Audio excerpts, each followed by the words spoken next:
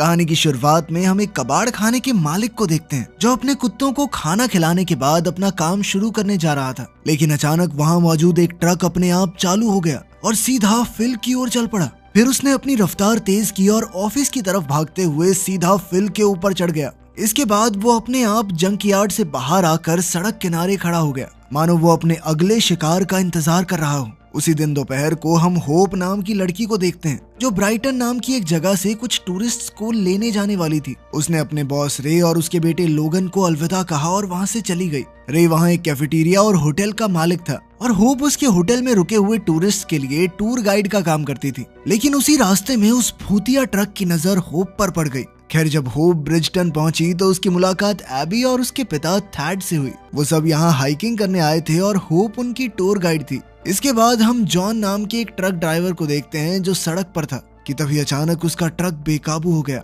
John ने breaks लगाने की कोशिश की लेकिन कोई फायदा नहीं हुआ और उसका ट्रक सड़क पर अंधाधुंध चले जा रहा था। कुछ मिनटों बाद जैसे तैसे वो ट्रक रोकने में कामयाब रहा तो उसने बाहर निकलकर देखा कि आखिर ये सब हुआ कैसे। तभी उसे ट्रंक में कुछ शोर सुनाई दिया तो उसने देखा कि कहीं कोई अंदर छुपा तो नहीं हुआ, मगर जैसे ही वो ट्रंक में घुसा तो अचानक दरवाजा अपने आप लॉक हो गया और वो अंदर ही बंद हो गया।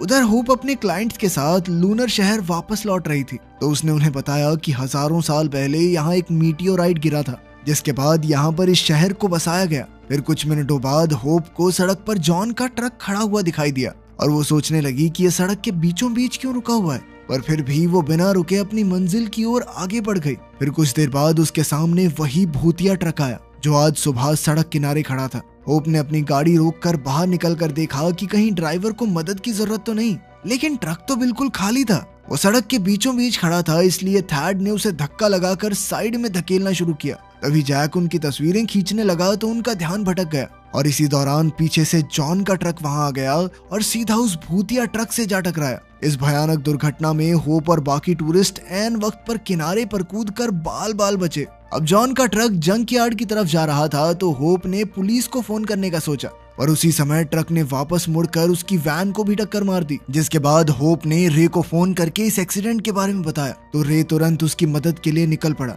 वहीं दूसरी ओर जैक और थैड वहां खड़े होकर ये सोच रहे थे कि जब ट्रक में कोई था ही नहीं तो आखिर वो चल कैसे रहा है। आखिरकार उन्होंने हिसाब लगाया कि शायद ड्राइवर का सर नीचे होगा, इसीलिए उन्हें कोई दिखाई नहीं दिया। उसी समय रे भी उनके पास पहुंचने वाला था पर रास्ते में उसका सामना भूतिया ट्रक से हो गया। वो ट्रक सीधा उसकी गाड़ी से टकराने ही वाला था कि ऐन वक्त पर उसने गाड़ी घुमाकर अपनी जान बचाई। फिर वो आगे बढ़ ही रहा था कि कुछ ही मिनटों बाद एक और बिना ड्राइवर का ट्रक सड़क पर आ गया और सीधा एक पावर प्लांट से जा टकराया। इस टक्कर से वहाँ जबरदस्त धमाका हो गया जिससे कैफे के अंदर बिजली चली गई। जॉर्ज ने लोगन को जनरेटर चालू करने को कहा। उधर रे को हवा में बहुत ज्यादा धुआं दिखाई दिया तो उसने लोगन को फोन करके पूछा कि भाई सब ठीक है ना, मगर लोगन को उसकी आवाज सुनाई ही नहीं दे रही थी। अभी अचानक हम देखते हैं कि एक भूतिया ट्रक चलते चलते कैफे के पार्किंग लॉट में आ पहुंचा। वहीं दूसरी ओर रे किसी तरह होप के एक्सीडेंट की जगह पहुंचा जहां उसकी मुलाकात थैड और जैक से हुई। उसने उनसे पूछा कि होप कहाँ है। होप कबाड़ खाने में चेक करने गई थी कि क्या कोई उनकी मदद कर सकता है,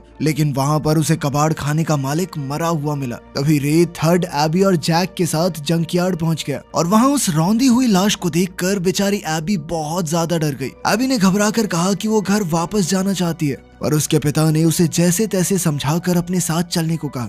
अब रे को लोगन की चिंता हो रही थी, इसीलिए वो तुरंत अपनी गाड़ी में बैठकर कैफे की ओर निकला। उसे शक हो रहा था कि जरूर कुछ न कुछ गड़बड़ है। उधर कैफे के बाहर भूतिया ट्रक लगातार पार्किंग में चक्कर काट रहा था तो एक कस्टमर नाराज होकर वहां से जाने लगा, पर जैसे ही वो अपनी गाड़ी के पास जा रहा था तो अचानक एक भूतिया ट्रक उसे कुचलने के लिए आ गया और वो तुरंत भागकर वापस कैफे में आ गया। उसने अंदर जाकर शोर मचाया कि इस ट्रक में कोई ड्राइवर नहीं है और सब लोग काफी घबरा गए। तब बॉब नाम का आदमी बाहर निकला ताकि वो अपनी गाड़ी से राइफल निकालकर ट्रक के टायर्स पर गोली चला सके, पर भूतिया ट्रक की वजह से वो गाड़ी तक पहुंचने में नाकामयाब रहा। तब जॉर्ज ने जनरेटर की मदद से टीवी चालू किया तो सबको पता चला कि उस धमाके की वजह से आसपास के कई शहरों की बिजली चली गई है और पुलिस ऑफिसर ने बताया कि सब कुछ ठीक होने में लगभग 24 घंटे का समय लगेगा। इस दौरान लोगों को घरों के अंदर ही रहने की हिदायत दी गई ताकि वो जहरीले धुएं से बच सकें। असल में पावर प्लांट से टकराने वाले ट्रक में कैसे केमिकल्स थे इस बारे में कोई जानकारी नहीं मिल पाई थी।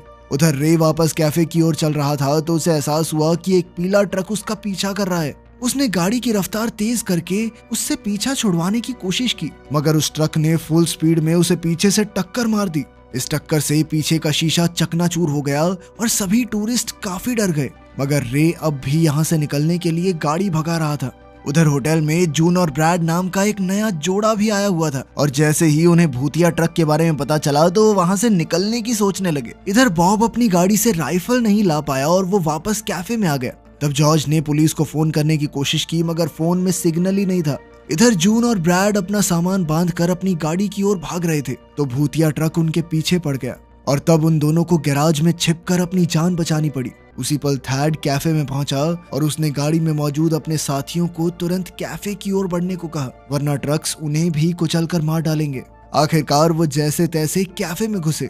जैक ने कहा कि ये ट्रक्स ऐसी जादुई ऊर्जा से चल रहे हैं जिस वजह से उनके अंदर दिमाग और भावनाएं पैदा हो गई हैं। लेकिन पूरी बात सुनने के बाद भी बॉब और पीट को उसकी बातों में दम नहीं लगा, क्योंकि उनका मानना था कि इस सब के पीछे सरकार के किसी बड़े एक्सपेरिमेंट का हाथ है। पर तब थैड ने कहा कि इसमें सरकार का कोई हाथ नहीं है, असल में वो यूएस एयरफोर्स का हिस्सा रह चुका था। ये सुनकर बॉब और पीट का शक और बढ़ गया, क्योंकि उन्होंने हिसाब लगाया कि जब से ये आदमी हमारे शहर में आया है तब से ही भूतिया ट्रक्स ने लोगों को मारना शुरू किया है। अब बॉब और पीट ने थैड पर हमला करके उससे सब कुछ उगलवाने का फैसला किया, मगर उसी पल जॉर्ज ने अपनी बंदूक निकालकर सबको शांत रहने का हुक्म दिया। फिर रे ने कहा कि अगर वो सब ट्रक्स के हमले से बचना चाहते हैं तो उन सबको मिलकर काम करना होगा। बाद में हम देखते हैं कि दोपहर को 2 साइंटिस्ट को धमाके की जगह भेजा गया ताकि वो हवा में फैल रहे केमिकल्स की जांच कर सकें।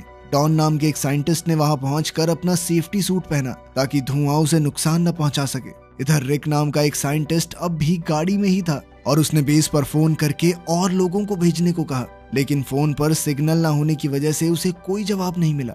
इसी दौरान उसका सेफ्टी सूट अचानक अपने आप फूलने लगा। अब जैसे ही रिक सूट पहनने के लिए मुड़ा तो उसके खाली सूट ने उस पर कुल्हाड़ी से जानलेवा हमला कर दिया और उसकी मौके पर ही मौत हो गई। जल्द ही उस सूट ने डॉन को भी मौत के घाट उतार दिया और फिर उनका भी अपने आप चालू होकर लूनर शहर की ओर बढ़ने लगा। उधर गैराज में ब्रैड ट्रक चालू करने की कोशिश कर रहा था। इस दौरान रे कैफे से बाहर निकला तो अचानक एक ट्रक उसे कुचलने के लिए आ गया। उसी पल उसके दिमाग में एक आइडिया आया और वो दौड़कर वापस कैफे में आ गया। उसने अपना प्लान थैड को बताया। उसके मुताबिक बच्चे ब्रैड और जून के साथ गैराज में फंसे हुए थे और कैफे तक आने के लिए उन्हें भागकर पार्किंग लॉट में मौजूद एक बड़ी सीवेज पाइप में छुपना होगा।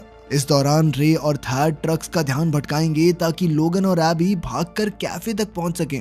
उधर हम देखते हैं कि ब्रैड गैराज में जिस ट्रक को ठीक करने की कोशिश कर रहा था वो अचानक चालू हो गया और ब्रैड को कुचलने की कोशिश में लग गया। ब्रैड की दर्दनाक चीखें सुनकर जून उसकी मदद के लिए दौड़ी, मगर वो दरवाजा नहीं खोल पा रही थी। जैसे तैसे दरवाजा तोड़कर उन्होंने देखा कि ब्रैड की लाश की बुरी हालत हो चुकी थी। ये देखकर मानो जून पागल सी हो गई और गुस्से में ट्रक को कुल्हाड़ी से पीटने लगी। उसी पल रे भागकर वहां पहुंचा और इससे पहले कि ट्रक उससे टकराता वो जून को लेकर कैफे के अंदर आ गया। इसी दौरान लोगन ब्रैड की लाश को घसीटकर वापस गैराज में ले आया। उधर कैफे में जून को अपने पति की मौत का गहरा सदमा लगा था और वो फूट फूट कर रो रही थी, जिस पर होप ने उसे शांत करने की कोशिश की। उसी पल पार्किंग लॉट में सभी ट्रक्स आपस में बातचीत करके प्लान बना रहे थे कि आखिर उन्हें इंसानों का खात्मा कैसे करना है। इधर एबी को कैसे भी करके इस गैराज से निकलना था, इसीलिए वो प्लान के मुताबिक दौड़कर पार्किंग लॉट में मौजूद सीवेज पाइप में छुप गई। उसे देखकर लोगन भी उसके पीछे पाइप में आ गया, पर उसी पल एक ट्रक ने उन्हें जान से मारने के लिए ढेर सारा मलबा पाइप पर गिरा दिया। जब रे ने देखा तो वो अपने बेटे की हिफाजत के लिए काफी घबरा गया और उसने ट्रक्स का ध्यान भटकाने की कोशिश की। अब चारों ओर से भूतिया ट्रक्स उसकी ओर बढ़ रहे थे तो उसने अपनी बंदूक निकाली और धड़ाधड़ गोलियां चलाने लगा, मगर उसकी गोलियों से कोई भी असर नहीं हुआ। लेकिन उसके बिल्कुल करीब पहुंचकर ट्रक्स अचानक बंद पड़ गए। इसी मौके का फायदा उठाकर वो अपने बेटे को बचाने लगा। इधर कैफे में जब सबने देखा कि ट्रक्स रुक गए हैं तो बॉब और पीट ने बाहर निकलने का फैसला किया, मगर जॉर्ज ने उन्हें रोक दिया क्योंकि उसे लग रहा था कि खतरा अभी टला नहीं है। लेकिन उसी पल उन दोनों ने बूढ़े जॉर्ज पर हमला कर दिया। तब थैड उनसे मुकाबला करने आया, मगर पीट ने उसे भी धूल चटा दी। तभी पीछे से जैक ने पीट के सर पर बोतल दे मारी और पीट वहीं बेहोश हो गया। वहीं बाहर रे ने एबी और लोगन को सीवेज पाइप से बाहर निकाला और उन्हें सुरक्षित कैफे में ले आया। उसी पल बॉब कैफे से बाहर आ गया और तभी अचानक सभी ट्रक्स एक बार फिर से जिंदा होकर उसके खून के प्यासे हो गए। अब उसने जैसे तैसे एक कमरे में छुपकर अपनी जान बचाई, इधर अपने पति की मौत के गम में जून पिछले दरवाजे से बाहर निकल आई और तभी एक ट्रक ने उसे कुचलकर वहीं मार डाला। इस शिकार को निपटाने के बाद सभी ट्रक्स एक बार फिर से इकट्ठा होकर अगले प्लान के बारे में सोचने लगे। इधर रे को समझ नहीं आ रहा था कि ट्रक्स का अगला कदम क्या होगा, इसीलिए उसने जॉर्ज को नक्शा लाने को कहा ताकि वो यहाँ से बाहर निकलने का रास्ता ढूंढकर इस मुसीबत से बच सकें। इसके बाद उन्होंने नक्शे में देखकर हिसाब लगाया कि अगर वो उत्तर दिशा में 12 किलोमीटर आगे जाएंगे तो वो एक माइन से बाहर निकलेंगे जो एक मिलिट्री ट्रेनिंग बेस के साथ मौजूद है। अब उन्होंने प्लान बनाया कि थैड वहां जाकर एक हेलीकॉप्टर लाएगा ताकि यहाँ से सभी लोगों को बचाकर सुरक्षित जगह पर पहुंचाया जा सके। वहीं दूसरी ओर बॉब ने जुगाड़ से कुछ बॉम्ब्स बनाए ताकि वो ट्रक्स पर हमला कर सके। अब उसने बम धमाका करके एक ट्रक को आग लगा दी, मगर वो ये नहीं जानता था कि ये हमला उसी पर भारी पड़ेगा, क्योंकि वो चलता हुआ ट्रक चलकर उसी से जा टकराया और वहां जबरदस्त धमाका हुआ जिसमें बॉब और पीट की जान चली गई।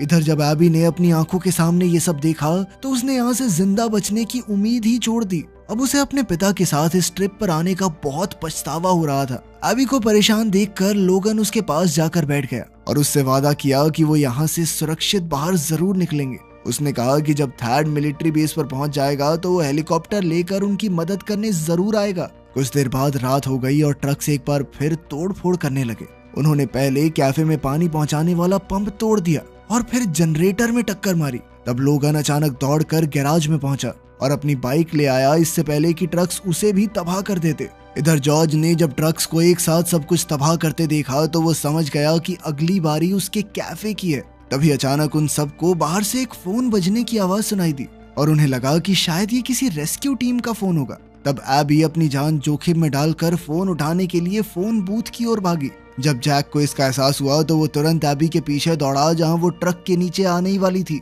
कि ऐन वक्त पर जैक ने उसकी जान बचा ली, मगर इसी चक्कर में वो खुद ट्रक के नीचे दबकर मारा गया। जब एबी ने ये देखा तो वो पछतावे से भर गई, क्योंकि उसकी वजह से जैक अपनी जान से हाथ धो बैठा था। इसके बाद सभी ट्रक्स एक साथ कैफे पर हमला करने को तैयार हो गए तो रे ने सबको तुरंत जमीन पर लेट जाने को कहा, मगर कैफे तक पहुंचने से पहले ही सभी ट्रक्स फ्यूल पंप के सामने जाकर खड़े हो गए। ये देखकर रे को समझ आया कि जब वो एबी और लोगन को बचाने गया तो ट्रक्स ने उसे कुचला क्यों नहीं। असल में ट्रक्स ने रे को इसलिए जिंदा रखा था ताकि वो उनमें फ्यूल भर सके।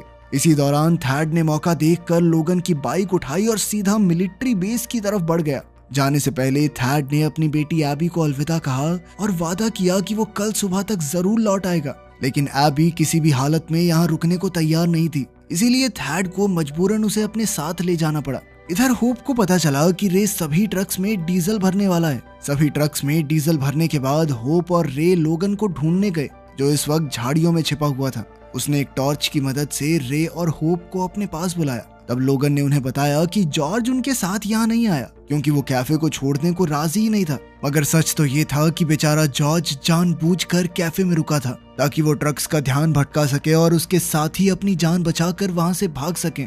अब उसने ट्रक्स पर गोलियां चलानी शुरू कर दी। जब ट्रक्स के लीडर ने ये देखा तो वो गुस्से से भर गया और अपना ट्रंक पीछे छोड़कर सिर्फ इंजन के साथ तेजी से जॉर्ज को कुचलने के लिए आया। उसी पल रे ने ये देखा तो वो जॉर्ज की जान बचाने के लिए दौड़ा, मगर वो समय पर नहीं पहुंच सका और जॉर्ज की मौके पर ही मौत हो गई। अपने सबसे खास दोस्त जॉर्ज की मौत देखकर मानो रे के सर पर खून सवार हो गया और उसने बदला लेने के लिए उस ट्रक पर गोली चला दी, जिससे वहां जबरदस्त धमाका हुआ और वो ट्रक भी वहीं खाक हो गया। जब बाकी ट्रक्स ने अपने सरदार का खात्मा देखा तो उनमें भी बदले की आग जल उठी और उन्होंने मिलकर सभी बचे हुए इंसानों को जान से मारने का फैसला किया। उधर रे लोगन और होप के साथ पहाड़ी के ऊपर चढ़ गया था और अब उन्होंने आज रात यहीं गुजारने का फैसला किया क्योंकि वो जानते थे कि ट्रक्स यहाँ तक नहीं पहुँच पाएंगे। वहीं दूसरी ओर हम देखते हैं कि एक इलेक्ट्रिशियन उस पावर स्टेशन की मरम्मत कर रहा था जिससे पूरे शहर की बिजली सप्लाई होती थी। अचानक उसे एहसास हुआ कि उसके ट्रक में कुछ गड़बड़ है। उस वक्त वो सेफ्टी इक्विपमेंट में चढ़कर काफी ऊपर मरम्मत कर रहा था कि अचानक उसका ट्रक अपने आप हिलने लगा और वो सीधा बिजली के खंबे से जा टकराया। तभी वहां शॉर्ट सर्किट हो गया, जिस वजह से वो आदमी जोरदार झटका लगने की वजह से वहीं तड़प तड़प कर मर गया। उधर रे और होप थैड का इंतजार कर रहे थे जो मिलिट्री से मदद लेकर उन्हें बचाने का वादा करके गया था। वो सोचने लगे अगर पूरी धरती की गाड़ियां ऐसे जिंदा होकर इंसानों पर हमला बोल दें तो इंसानों का नामो निशान मिट जाएगा। होप ये सब सोचकर परेशान हो रही थी और तभी रे ने उसे गले लगाकर कहा कि सब कुछ ठीक हो जाएगा। फिर कुछ घंटों बाद सुबह हुई और उन्हें दूर से एक हेलीकॉप्टर आता दिखाई दिया, तो वो चिल्लाकर उसे आवाज देने लगे। उन्होंने देखा कि थैड ने उनकी मदद करने का वादा निभाया था, तो वो बेहद खुश हो गए। इधर हेलीकॉप्टर की आवाज सुनकर एक ट्रक वहां आ पहुंचा और उसने उन तीनों को कुचलने की कोशिश की, मगर वो तीनों ऐन वक्त पर हेलीकॉप्टर में चढ़कर भाग निकले। हेलीकॉप्टर के अंदर लोगन ने एबी से दोबारा मिलकर उसे गले लगा लिया, पर तभी उसे एहसास हुआ कि एबी मानो किसी सदमे में चली गई हो। रे ने थैड का शुक्रिया अदा किया क्योंकि उसने उन सब की जान बचा ली थी, मगर उसी पल उन सब ने देखा कि हेलीकॉप्टर में कोई पायलट ही नहीं था और वो खुद ब खुद उड़ रहा था। और ये देखते ही तो उन सब की सांसें रुक गई। क्या इन लोगों में से कोई बच पाएगा? आप इस बारे में क्या सोचते हैं कमेंट्स में जरूर बताना। मिलते हैं अगली वीडियो में।